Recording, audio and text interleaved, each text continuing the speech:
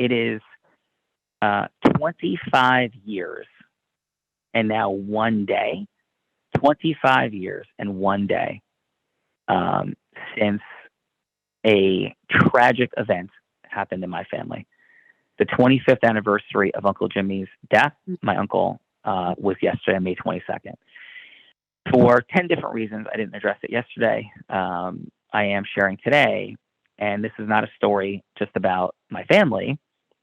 This is a story that has unbelievable relevance and application for everyone here. On that day, my uncle was driving to Long Beach Island. It is about 3:30 p.m., and my mom was supposed to be in the car. Sister was supposed to be in the car, and my uncle has, at that time, has a house on Long Beach Island. His family still owns the home. It is 2 miles from my beach home. It is on the ocean on 11th Street, not at all far from where some of you stayed during the immersion.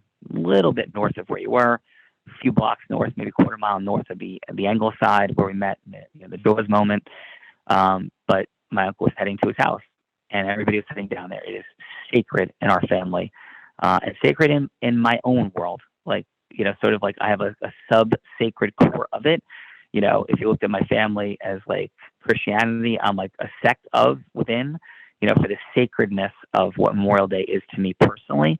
It goes beyond that, which for my family, Fun Friday will be a very valuable day to be here, and we will address that on Friday. So my uncle is making the pilgrimage to our sacred heart and soul space of Long Beach Island. And my grandmother and grandfather are alive and well, and they are in their home excited for son, their daughters, their grandson, to make the sacred trek. And, it's not a question of if, it's like, what time are you going? Who's going in what car? Like, what are we doing? What's going on? And it is the beginning of me building the firm. I am scared. I am finding some footing. It is May of 1998, right? May 22nd, 1998. So I play basketball. I get done with work. I play basketball with a couple of my friends. I am demonstrating my own self-mastery from things I'm learning in Tony Robbins. And I'm beating up on my friends that we used to trade games. Now I'm winning all the games. My high school football buddies, very athletic people. And we're just having fun, teasing, joking. And my friend, Michael Mazzio, who's now the police captain in Emerson. He was one of the greatest wrestlers in Emerson history. Unbelievable.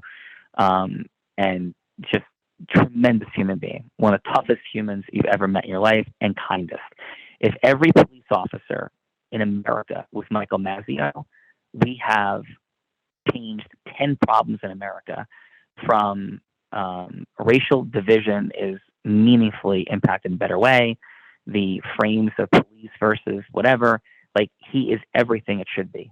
His number one outcome in walking the streets is to befriend youth, to inspire teenagers, to teach them with heart and soul, and to not have any ego significance and enforce petty laws. Nor am I saying that's what most police do or not, but the stereotype, the negative stereotype of police, he's 180 degrees authentically the opposite, has been from the first day on the force, including his police chiefness. I said captain and chief, he's police chief. So Michael's the chief of Emerson, where we all grew up. Amazing man. So Michael comes up in his police car. He's a patrolman, and he didn't play basketball that day. I played basketball with my buddy Tom. He's like, and they start talking. They love the news. They love police stuff. Tom was a homicide investigator in the Bergen County Prosecutor's Office. And he's like, hey, did you hear about the accident? I'm like, guys, I'm going inside. I'll be out in a minute. Like, I just don't feel like talking about accidents, whatever. And they were talking about this horrible accident that had occurred on Route 17, right past the Capitol Grill, a little bit past the Unblinded and Caligula headquarters, heading south on Route 17, right past the Garden State Plaza, which is where the Capitol Grill is. And again, probably, mile and a half south of the Unblinded and Caligula HQ. So I'm like, not even listening. I go in, I see my sister, I'm 28 at that point. She's 19. She's home from college already. And I'm like, you going to LBI? What are we doing? You want to come with me?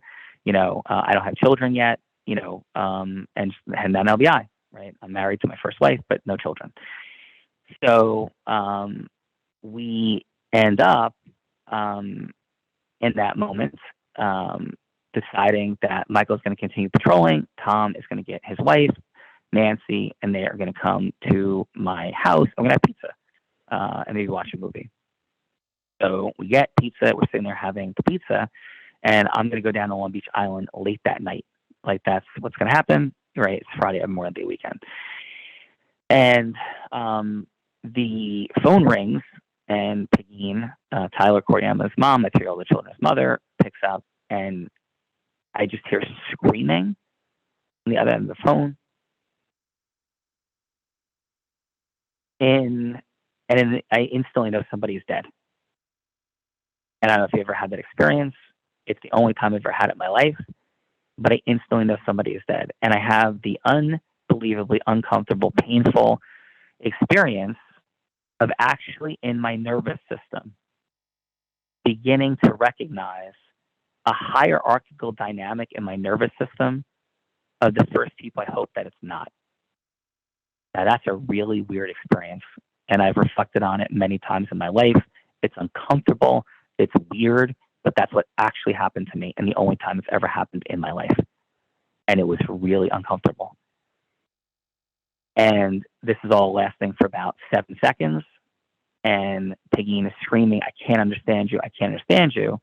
And she hands the phone to me and says, "Your mother is screaming, and I can't understand her." And I look at the phone like it is radioactive. And I am immobilized with fear. And I know that I'm going to hear something that is probably going to be the worst news I've ever heard in my entire life. And I grab the phone. I can't understand my mom. She's screaming, like sounds I've never heard come from her and probably never heard from any other human. And I finally settle her for a second, after maybe 15 seconds. And she says, I understand her to say, Uncle Jimmy is dead, and Carol is dying. Jamie is in surgery, and no one knows about Scott. And Jamie and Scott are my 2 first cousins, who were 16 and 11 at the time. And I'm fully present to any moment of trauma you've ever had in your entire life. At this moment, I have complete empathy and presence to it. This story ends better, I promise. And so my Uncle Jimmy was instantly killed in the accident. I crumple to the floor. I am not even crying yet. I'm just in shock and feel like I've gotten hit in the head with a baseball bat. This is my mother's brother, my godfather, Nani and Pop, who you've been there to their house, some of you, many of you, in Long Beach Island. This is their son. And he's 52 and on top of the world. And we'll get back to that in a minute. And I don't even know what to think or say. I'm from a place where we're going to have an incredible family weekend. And to this, and like Scott's 11, and it's sounding like he might be dead too. And we had an unbelievably close relationship. He was some version of my little brother. My little Jimmy owned a ski house, and I would go up and ski, and my uncle was mentoring me at the most meaningful amount he ever had during this time period, probably from me being about 23 to 28. We've never been closer in my life. I'm skiing a lot. Scott, during those 5 years, went from being 6 to 11. He was my ski buddy. I created him. My uncle was a great skier, a better skier than me at that time. But I unleashed Scott. So my uncle was unleashing me skiing. I'm unleashing Scott. It was just a beautiful, beautiful dynamic being created. And it's just all gone. And I don't know if Scott's alive. And at that point, Scott was one of the people I loved most in the world. I'd have a child. And he was the closest thing to having a child that I had with Scott. And so we, several more horrible things happened. We're gathering the entire family. And I will never forget rolling into Hackensack Hospital's trauma unit and seeing, facing each other on stretchers, my cousin Jamie and my cousin Scott, facing each other just look like they are coming out of a battlefield of war. And then in a separate, close by side room is my Aunt Carol, who clearly looks like she's dying and unrecognizable. And they had been rear-ended by a tractor trailer that was going 40 miles an hour. They had stopped in traffic. The traffic backed up on Route 17. My uncle had decided in a last-second decision to not take the Garden State Parkway. He passed the exit off of Route 17, which is about a half a mile before that spot. That's the normal way to go. There's no GPSs. He was banking on the fact he was going to go an alternative route and get there faster and better. And the traffic backed up behind a tractor trailer. He had a structurally reinforced Suburban that he got to protect his family. In the 28-foot safest vehicle he could possibly buy, which he paid to be structurally reinforced, was reduced into a 7-foot long vehicle, 28 feet. It was on the news. It was in the newspapers for days. Just absolutely insane, and arguably the most well-known accident in the history of Bergen County to this day. So the long and short of that is my Aunt Carol has got a broken neck at C2, which is where Christopher Reeve broke his neck. 99% of the time you break your neck at C2, you're dead or paralyzed for life. That's where she is. My cousin Jamie needs to have surgery. She's broken her pelvis in 3 places. Scott miraculously almost choked to death in the vehicle, but ended up falling out of it, elevated about 8 to 10 feet off of the ground because the back of the car rose in the compression over the front of the car, and that's how he survived, because the truck went under and lifted as opposed to crushing him in the back and Jamie in the back. And Scott had compression fractures in the spine and neck, but had a positive prognosis. I pause. Yes, more horrific tragedy, sadness to come. My cousin Jamie and my aunt could not be at their fathers and husbands, respectively, funeral. Scott, at 11 years old, spoke at his father's funeral. His grandmother on his mom's side was also killed in the accident, by the way. A footnote, unfortunately, for her end of her life and a beautiful life.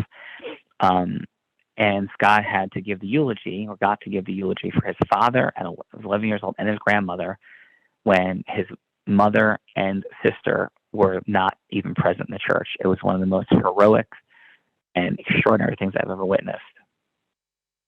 The speech that Scott wrote himself at 11 years old and delivered to a standing room only church with 1,000 people in it and people at the door. It was one of the most remarkable things I've ever seen in my life.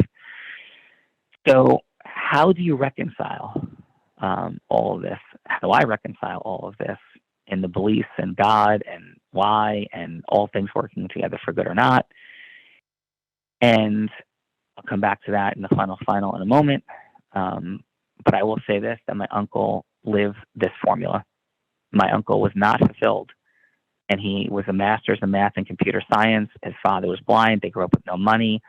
My uncle had the very frustrating and sad outcome of trying out for his high school baseball team and not making the team at St. Peter's High School in Jersey City, where Rob Gill went. It was frustrating for him. It was sad for him. And, it was a hole in his life.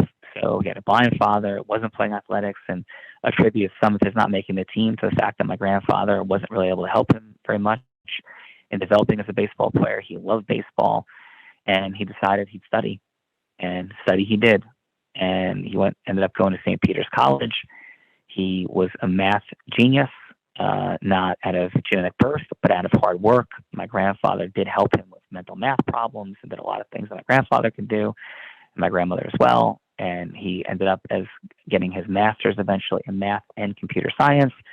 Fun footnote, his Uncle Jimmy did find an outlet for his athleticism, and he became a fencer in college.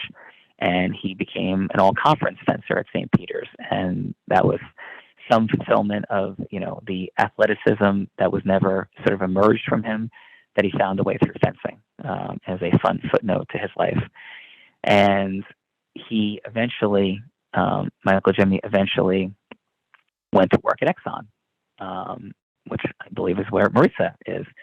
And he was living in Canada, and that's where he became a skier. And he was living a beautiful life in the beginning stages of this new thing called the computer, right? And this was the early 1970s when my uncle is working in computing, living in Canada. And he just came to a point where he said, this is not magic. I have money and time. He was making more money than any member of our family had ever made.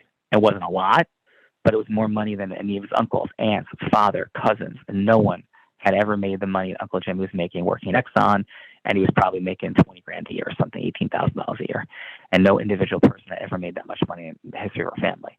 So, like, he was in this trailblazing place, and he had the money, he had the time. He's like, I'd sit there all day, and the way computers worked in those days, like, you did a thing and you waited for 4 hours.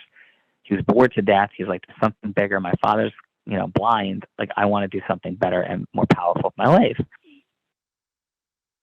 And he had always thought of the term manifest destiny, which was the term for westward expansion in the United States. And he said he had thought his destiny was math and computer science. And then he realized that he had a manifest destiny for something more. So he decided that he was going to go back to school. He didn't have any pre-med, and he was going to recreate his life. And he knew that that was going to take at least 10 years. You want to talk about arduous? 10 years. And the financial abundance, the joy, the fun he was experiencing, he was going to let go of.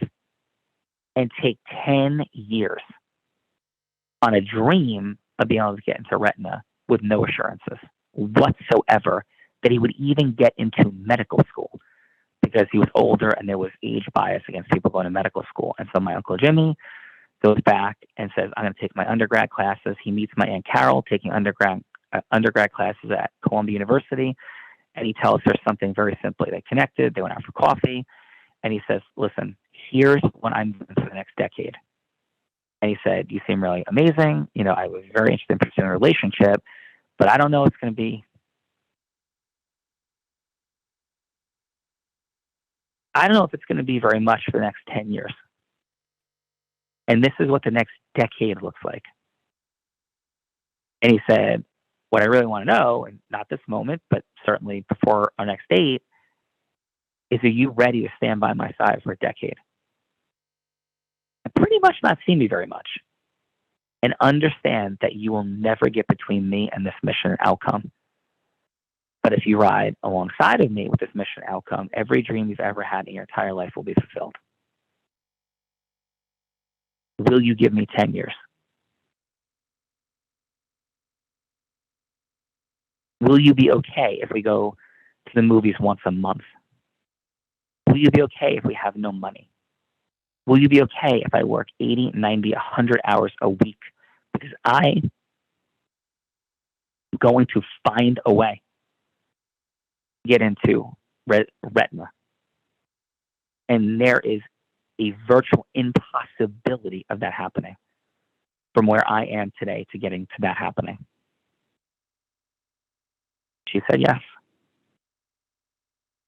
And for the next 10 years, they sacrificed at every conceivable level. And the way he told the story during, like, I was like old enough to hear the stories, and my mom told it. And I've heard it in hindsight. I've heard it in historical context. I heard it in present context. In those years, from 75 to 85, what that all looked like, it was exactly what he said. Most days they'd spend 15 minutes together. And that's what their life was. And they had nothing. And he did everything to achieve. And many of you have heard me tell the stories before. And what that looked like along the journey and continuum was him having to ecosystem merge and win games that were unwinnable. They told him, you'll never get into medical school in the continental United States. He scraped into what was then UMDNJ, which is now the corollary medical school with the separation, Tanya Freeman to teach all about those things. And he got into what was then University of Medicine Dentistry, Port University Hospital. Now it's like Rutgers Medical School. and I think it's some version of that. And it was the second worst medical school in the continental U.S. It was some school in Georgia was rated below it. He scraped in. He only got B's. He had to recreate because he killed himself, did everything, couldn't find a way to do any better, and he'd always done better. He just couldn't memorize as well as everybody else. He's like, genetically, they were superior memorizers. He's like, I was a logistician, but I didn't have the memory these guys did, and it required better memory than I had. And he was continuously and endlessly stressed out of his mind that everything he dreamt of, he just couldn't achieve.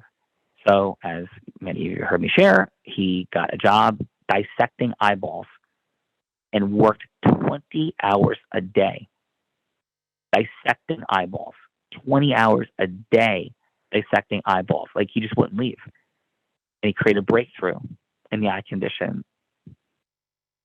that my grandfather and I have. It was one of the earliest breakthroughs. Now there's things in testing that all the way stem back to the work he did as a medical student, a B medical student at the second worst medical school in the continental U.S. He's now lecturing at ophthalmological and retina conferences around the country, a stage and a microphone by ecosystem merging with an eyeball lab. And he is seen as a genius and a master. And everything changed. He turned down Harvard. He turned down Johns Hopkins. He accepted Juilliard at UCLA. He got there. The head of the program said, I don't think you belong here. I think you should quit. Whether he did that to challenge my uncle or authentically believed it, my uncle believed he authentically believed it.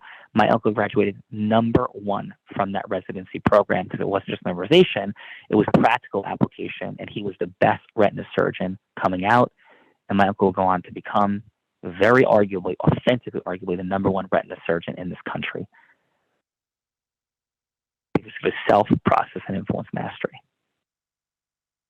And just before, at the age of 52, he made fun of Tony Robbins when I first started reading Tony Robbins' work the year before.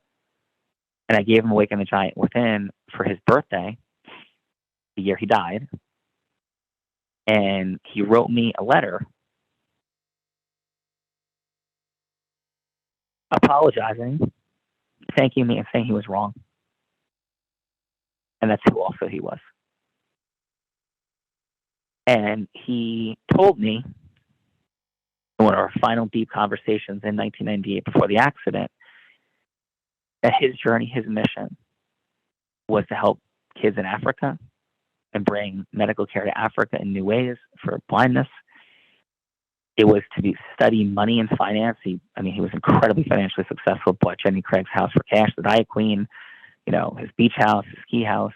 It was just incredibly optimally set financially, true, massive financial freedom, massive intentionality around it. But he was like, yeah, I'm gonna get to be worth 100 million and 1 billion. And I'm gonna create massive impact in the world. And I'm gonna study how to do that. And I'm gonna teach you. Many things I teach already, but I'm gonna teach you that at the next and highest levels. And he was gonna go find the cure for the eye disease that I have and his father had. And then a few months later, on that very Friday, as my aunt saw him tell us the story, he went out. He looked all around the backyard on his final morning before he left that day to go to work and then would go, and just turned to her. Said, can you believe what we did? And my aunt was very much a part of the practice. And they had a 98% collection rate. 98% team, 98% collection rate. And she ran that practice, and she ran it with an iron fist. In a lot of ways, my Aunt Carol reminds me of Sage Robbins. Story for a different day. Perfectly imperfect. We all are. But was a true queen of driving forward the growth of everything they did. He merged ecosystems with every medical practice around. He took their hardest cases. He was the master. And that's what he did. And on that day, he said, can you believe what we did? As he stood on the balcony of his kingdom. A benevolent kingdom, a beautiful kingdom. He gave $1 million to St. Peter's College for what it did for him. They named a building after him.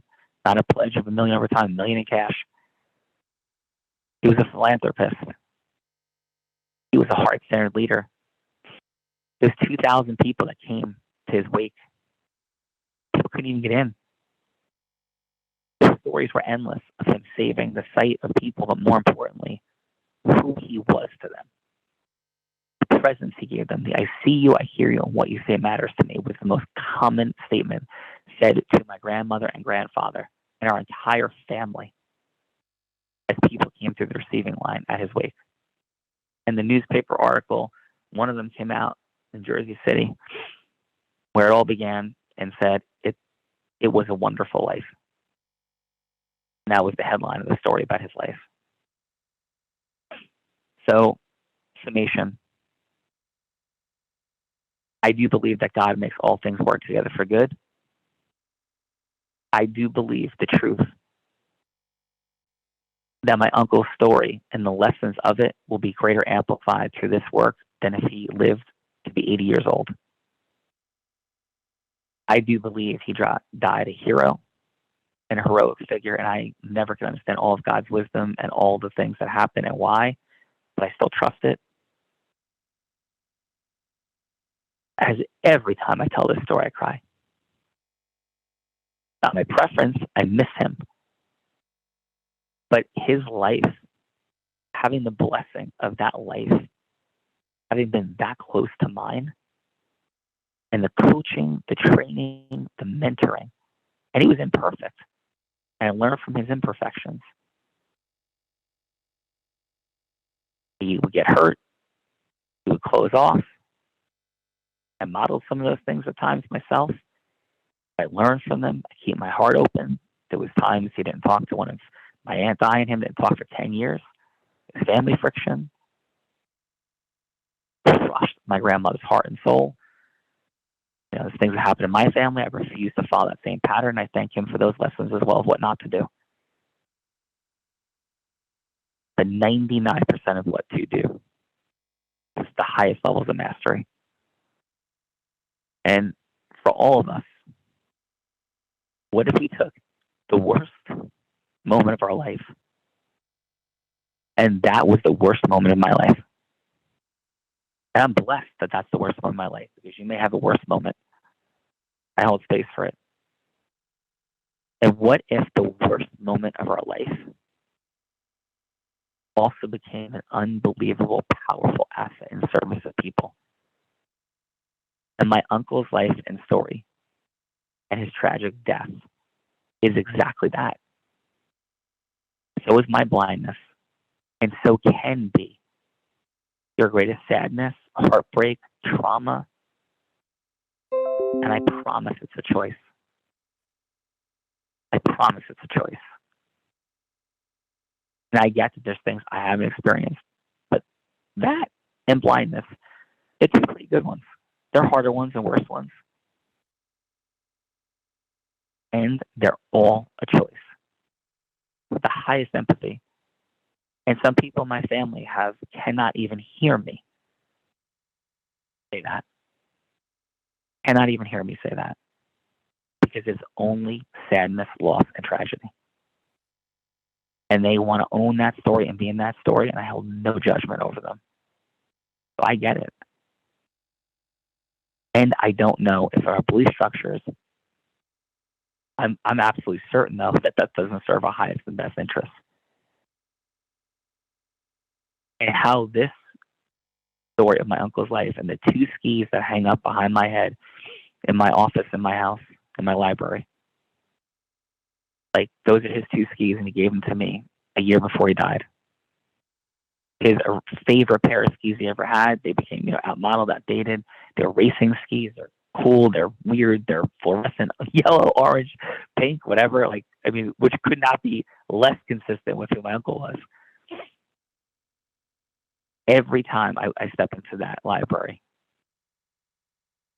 they are highest up on the wall. They are the center of the energy of that room, which I can't even see, but know they're there. And above Muhammad Ali, and above Herb Brooks, and above Batman, someone I knew, I loved, I learned from. And that's exactly what this program is designed to be for you. What I got from my uncle and others, but certainly my uncle. And I love all of you. And there's 2 dates that this comes up for us most. The day it happened, May 22nd, and also on the sacred day of the Friday of Memorial Day weekend, which is still coming on Friday. But on Friday, I celebrate because my uncle lived life and celebrated life. He had magic all over the place in the highest vibrational sense of the word. Wasn't a drinker, wasn't a womanizer, wasn't a drug user, not judging those things, wasn't a gambler or smoker. Perfectly imperfect. But his sense of fun was skiing, being with people he loved, teaching, sharing, inspiring, coaching on Long Beach Island, seeing the world. What are your choices and who are you? What models do you follow? Because that is a core foundational model that I follow. And I love you. Thank you for this. Your trajectory is on the other side of shift, is on all the other sides of your choices. But Uncle Jimmy is a heck of a model to follow. Love you. Have a great day, and thanks for listening.